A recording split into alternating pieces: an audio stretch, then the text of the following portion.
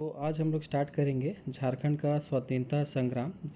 ठीक है, छोटा छोटा टॉपिक पढ़ेंगे ताकि ज़्यादा बर्डन ना हो और पढ़ने में भी अच्छा लगे, इंटरेस्ट बना रहे। ठीक है, तो यहाँ शुरुआत होता है बंगाल विभाजन और झारखंड में राष्ट्रीय चेतना का उदय। तो जैसे कि आप लोगों को पता होगा कि झारखंड में सबसे पहले अगर कहीं से शुरुआत हुआ है विद्रोह का तो वो देवघर से ही शुरू हुआ था। तो देवघर के बारे में देखते हैं कि बंगाल विभाजन के दौरान अनुशीलन समिति से जुड़े अरविंद घोष, वरिंद घोष और राजनारायण बसु समेत अनेक क्रांतिकारियों का ठिकाना रोहिणी गांव देवघर था। तो 1857 का क्रांति जो है वो इसी रोहिणी गांव से ही हुआ था। ठीक है, इसमें एक है अनुशीलन समिति जिसके सदस्य थे अरविंद घोष, वरिंद घोष। तो उस अनुशीलन समिति का स्थापना हुआ था 24 मार्च 1902 को कलकत्ता में। ठीक है, वरिंद घोष देवघर से थे और उनका प्रारंभिक शिक्षा देवघर में ही हुआ था और ये गोल्डन लीग के सदस्य भी थे। जो स्वदेशी आंदोलन को प्रचार प्रसार करने के लिए झारखंड में जो गोल्डन लीग की स्थापना हुई थी उसके ये सदस्य भी थे।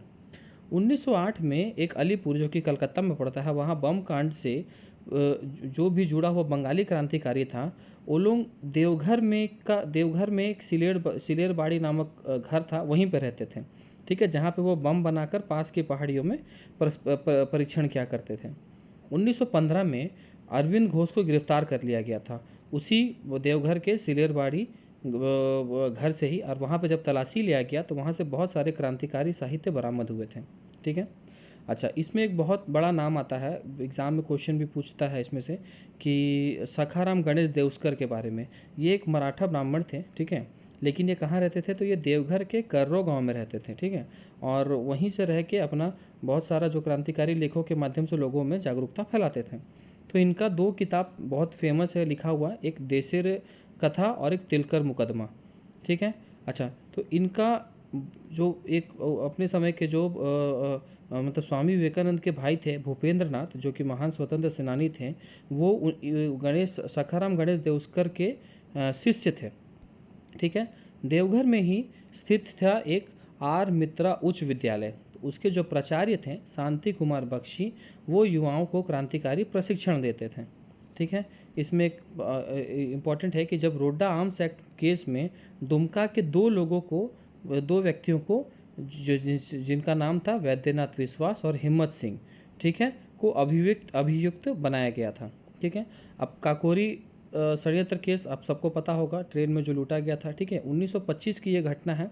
उसके प्रमुख अभियुक्त जो थे जैसे कि अशफाक उल्ला खान, प्रफुल्ल चंद्र घोष और आपके ज्योति पंत राय, उन लोगों ने देवघर में ही शरण लिया था, इसीलिए देवघर का इम्पोर्टेंस यहाँ पे बढ़ जाता है। ठीक है, 20 अक्टूबर 1927 ईस्वी को देवघर षड्यंत्र के मुख्य आरोपी थे वीरेंद्र भट्टाचार्य, उनके भाई थे सुरेंद्र नाथ भट्टाचार्य, तेजेश चंद्र घोष सहित 20 लोगों को देवघर से गिरफ्तार किया गया था। अगर एग्जाम में पूछा जाएगा कि 20 अक्टूबर 1927 को देवघर षड्यंत्र में कितने लोगों को गिरफ्तार किया गया था, तो आपका आंसर होना चाहिए 20।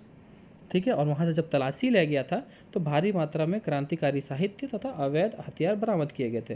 क्रांतिकारी साहित्य कहने का मतलब है कि जो पर्चा होता है, ठीक है, जिसमें सभी लोगों को बताया जाता है कि इसके मतलब उसको कम्युनिकेट करने के लिए, ठीक है, उस तरह का चीज़ रहता है।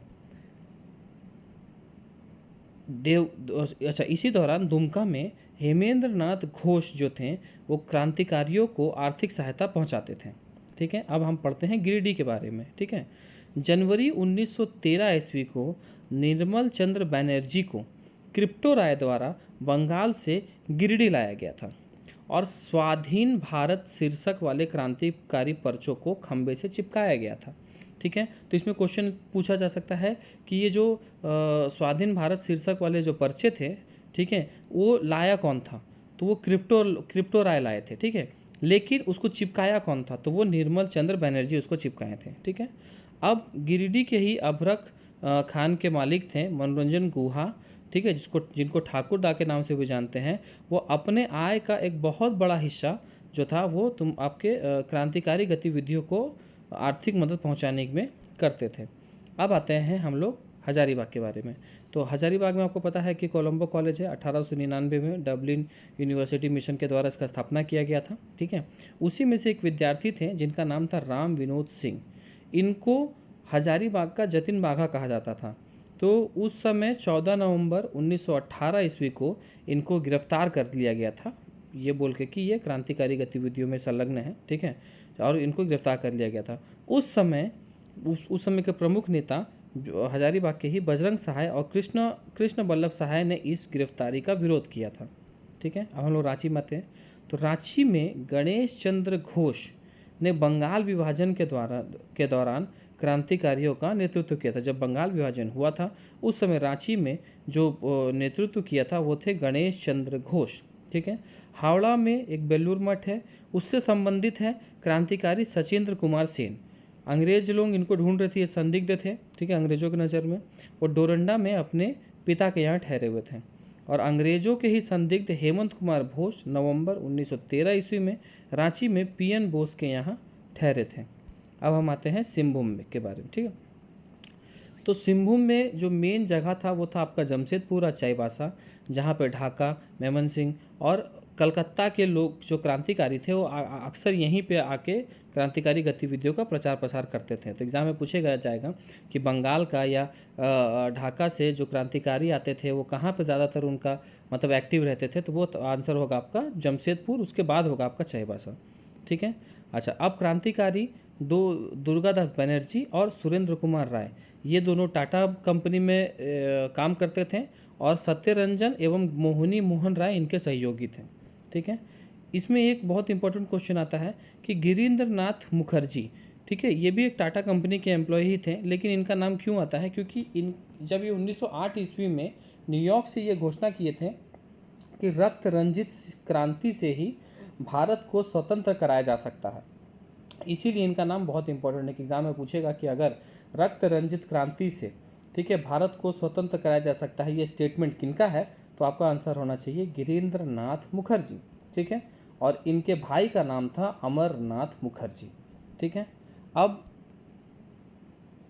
एक पत्रिका का नाम सुने होंगे, ठीक है, जिसका नाम था तरुण शक्ति, ये चाईबासा से प्रकाशित होता था और इसके प्रकाशक का नाम था आनंद कमल चक्रवर्ती, ठीक है। ये इसी के माध्यम से ये युवाओं में क्रांति का पाठ पढ़ाते थे, ठीक है।